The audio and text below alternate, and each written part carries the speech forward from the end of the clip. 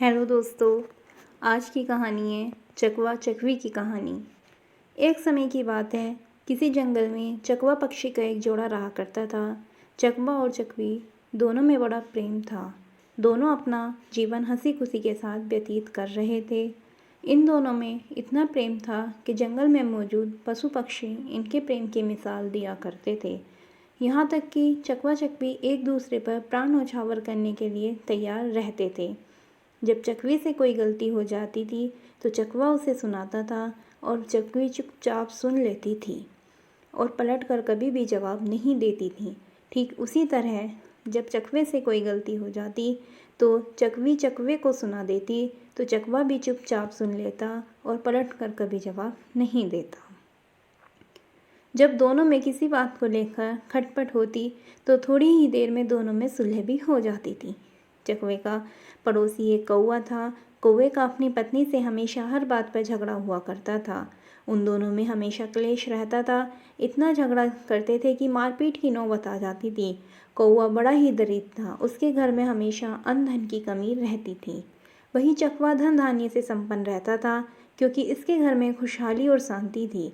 कौवा जब चकवा चकवी को देखता कि ये दोनों कितनी खुशी और आनंद से अपना जीवन व्यतीत कर रहे हैं तो उसे जलन होती थी।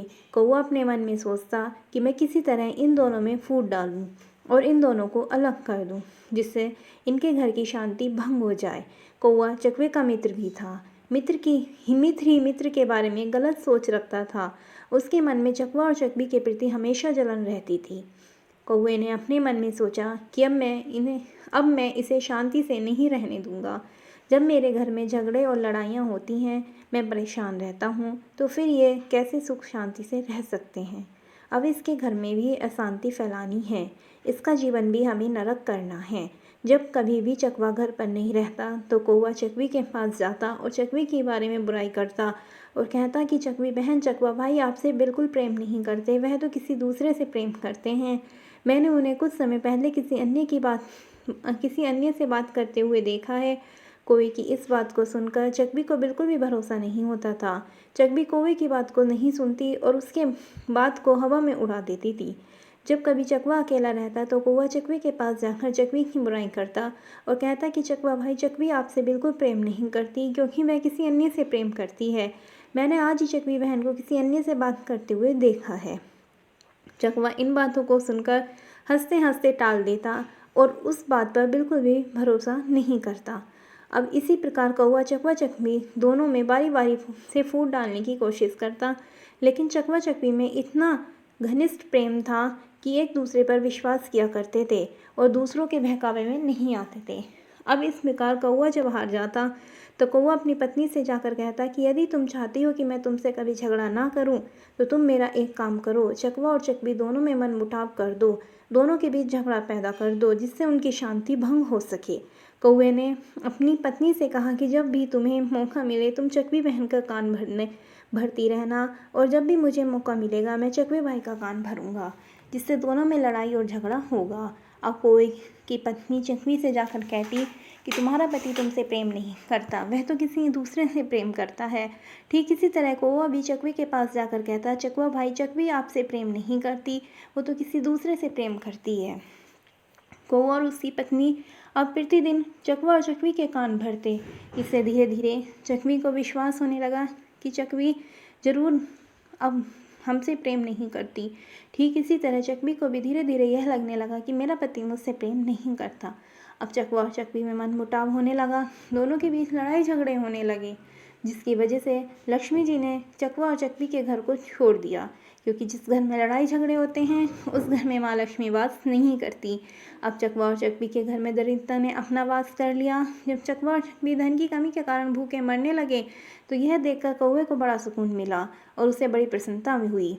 एक दिन चकवे को यह एहसास हुआ कि हमारी लड़ाई झगड़े की वजह से यह सब हो रहा है और वह अपनी पत्नी से कहता कि हे प्रिय, देखा, जब से हम दोनों में लड़ाई झगड़े हो रहे हैं तब से हमारा जीवन कितना बेकार हो गया है।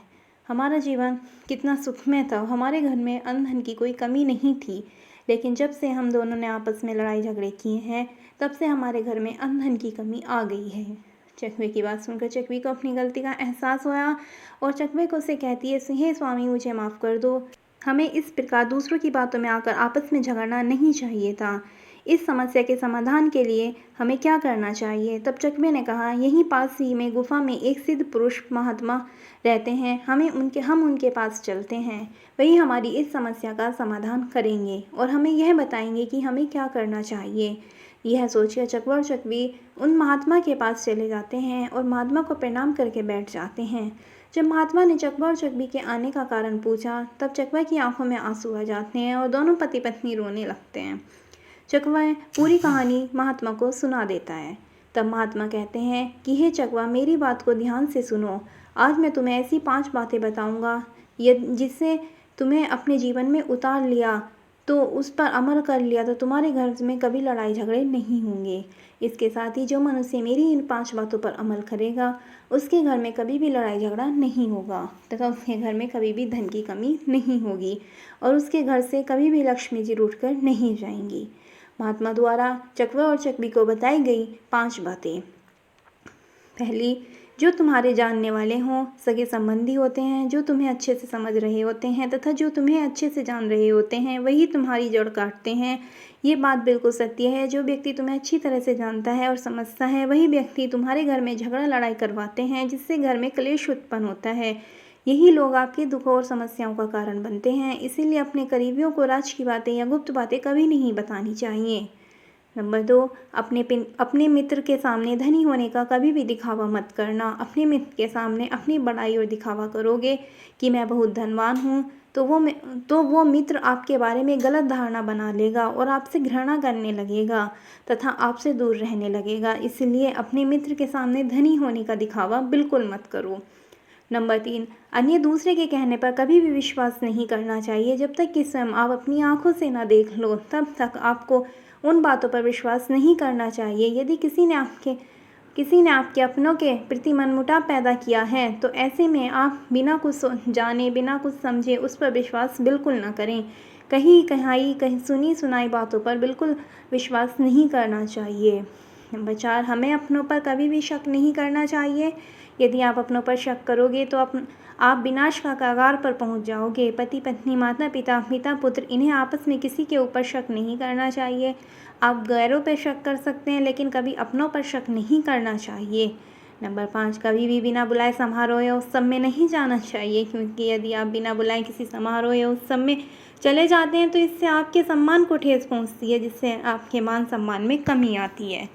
दोस्तों, अगर आपको यह कहानी पसंद आई है तो ज़्यादा से ज़्यादा शेयर करें। चैनल पर नए हैं तो चैनल को सब्सक्राइब करें, लाइक करें, कमेंट करें।